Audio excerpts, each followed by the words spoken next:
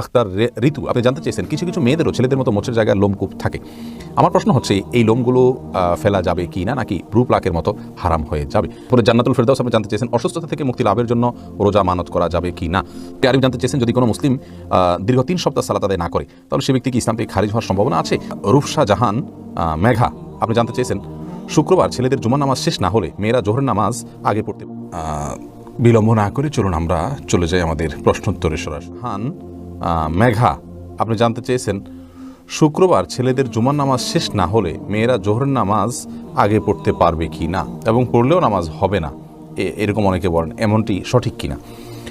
বনরূপসা, দেখুন, শুক্রবার বা জুমার দিনে মেয়েরা মেয়েরা পুরুষদের সালাতের অপেক্ষা করবেন না, বরং ওয়াক্ত হয়ে গেলে তারা সালাত আদায় করবেন।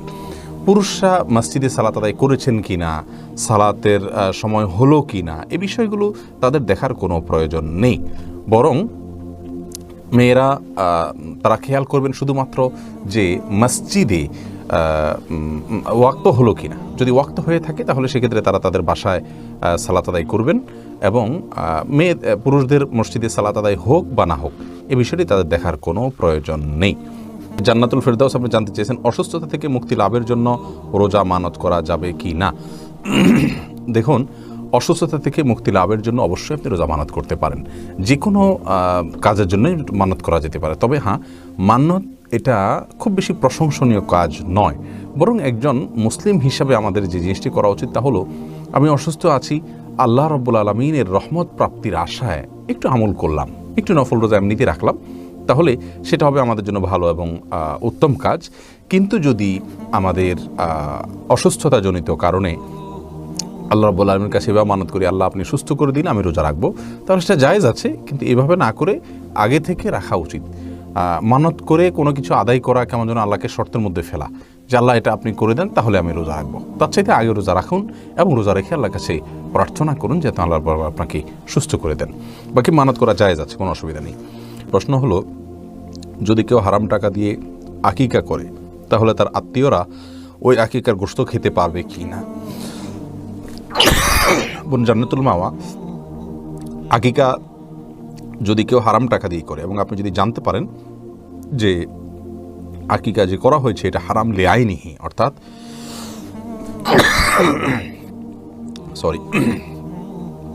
যেই পশুটি জবাই করা হলো সেই পশুটি হয়তো চুরি করে আনা,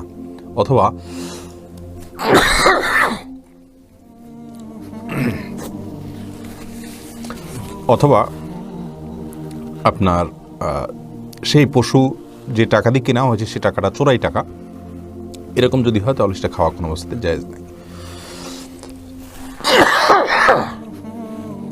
আর যদি হারাম লিগাইহি হয়, অর্থাৎ লোকটি হারাম কোনো পদ্ধতিতে উপার্জন করেছেন, তাহলে সেক্ষেত্রে তার সেই আকিকার গোশত আমাদের জন্য খাওয়া জায়েজ রয়েছে অনেক ওলামাদের মতে, যেমন শেখ মুহাম্মদ সালেহ আল মুনাজ্জিদ হাফিজাহুল্লাহ ইসলাম কিউতে এক ফতোয়াতে তিনি এমনটি মন্তব্য করেছেন। আর যদি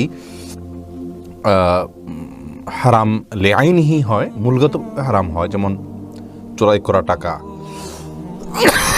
সরাসরি আত্মসাৎ করে আনে টাকা দিয়ে ছাগল কেনা হয়েছে, অথবা ছাগলটা চুরি করে এনে জবাই করা হয়েছে, তাহলে সেটা তো খাওয়া কোনো অবস্থাতে জায়েজ নেই, সম্পূর্ণ হারাম। এরপর আরিফ জানতে চেয়েছেন যদি কোনো মুসলিম দীর্ঘ 3 সপ্তাহ সালাত আদায় না করে তাহলে সে ব্যক্তি কি ইসলাম থেকে খারিজ হওয়ার সম্ভাবনা আছে?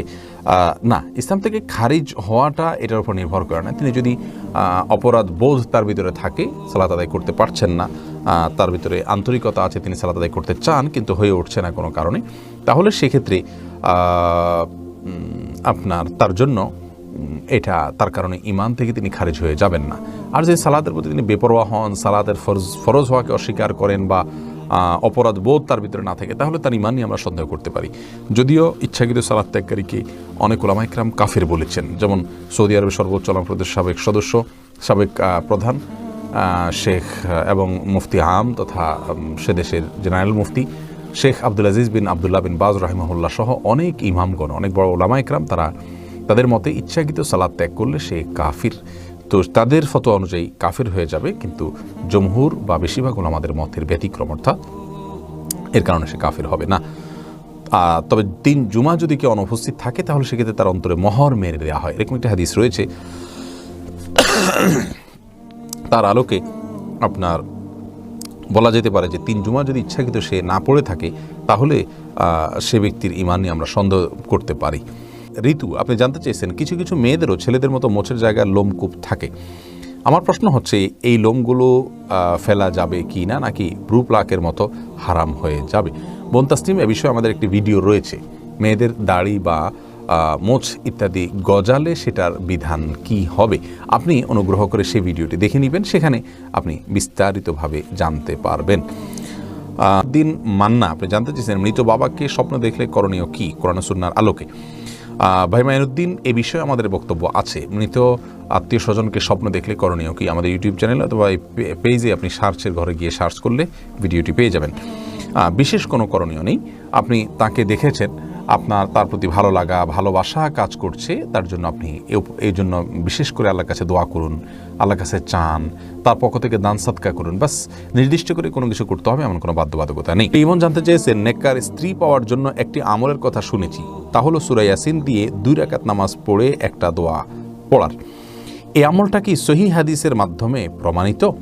ভাই ইমন, নেককার স্ত্রী পাওয়ার জন্য যে আমলের কথা আপনি শুনেছেন, অর্থাৎ সূরা ইয়াসিন এটা দিয়ে 2 রাকাত নামাজ পড়া, এটা কোরআন এবং হাদিসের কোথাও আছে বলে আমাদের জানা নাই। আপনি নেককার স্ত্রী পাওয়ার জন্য সূরা ফুরকানের 74 নম্বর আয়াতের যে দোয়ার অংশ আছে, রব্বানা হাব লানা মিন আজওয়াজিনা, শেষ পর্যন্ত এটা আপনি পড়বেন। এর বাইরে নির্দিষ্ট করে এরকম কোনো নামাজের কথা নেককার স্ত্রী পাওয়ার জন্য বলা হয় না। নিজে নেক থাকবেন, নিজে সৎ থাকবেন, বিচক্ষণতার সাথে দিনদার পাত্রী খুঁজবেন, ইনশাআল্লাহ এর মাধ্যমে আল্লাহ তাআলা আপনাকে নেককার স্ত্রী মিলিয়ে দিবেন। সোহেল রানা, আপনি প্রশ্ন করেছেন অনেকে বলে স্ত্রী প্রেগনেন্ট থাকলে স্বামী কোনো জীবজন্তু মারতে পারবে না, যেমন মশা, মাছি, ছারপোকা ইত্যাদি, মারলে আগত সন্তানের অমঙ্গল হবে, এটা কি সঠিক? না ভাই সোহেল রানা, সম্পূর্ণ ভিত্তিহীন কথা, এবং কোরআন এবং হাদিসে এই ধরনের কোনো কথা নেই। প্রচুর পরিমাণে ভিত্তিহীন কথা এবং প্রপাগান্ডা আমাদের সমাজে প্রচলিত আছে, অনেক কুসংস্কার আমাদের সমাজে প্রচলিত আছে। তার মধ্যে থেকে এটা একটা, স্ত্রী প্রেগনেন্ট থাকলে স্বামীর জন্য কোনো করণীয়, মুরগি জবাই করতে পারবে না, এটা করতে পারবে, এটা করতে, এরকম কোনো কথা নেই, এগুলো সম্পূর্ণ বাড়ানো কথা। আশরাফুল ইসলাম জানতে চেয়েছেন যেসব হাঁস মুরগি ভুঁড়ি সহ ড্রেজার করা হয় সেগুলোর ব্যাপারে কী করণীয়, এই বিষয়ে আমরা বলেছি। ডক্টর খন্দকার আব্দুল্লাহ জাহাঙ্গীর রহমানের একটি বক্তব্য রয়েছে এই বিষয়ে। মৌলিকভাবে এর কারণে কোনো কবিরা জিনিসটা হারাম হয়ে যাবে না, তবে উত্তম এবং নিরাপদ হলো বুড়িটা আপনার ফেলে দিয়ে তারপরে সেটাকে আপনার ড্রেসিং করা। বাকি যদি বুড়ি সহকারে দিয়ে দেওয়া হয়, তাতে অল্প মাত্র 1-1.5 মিনিট অথবা তার চেয়ে কম সময় রাখা হয় গরম পানিতে, এর কারণে জিনিসটা হারাম হয়ে যাবে না।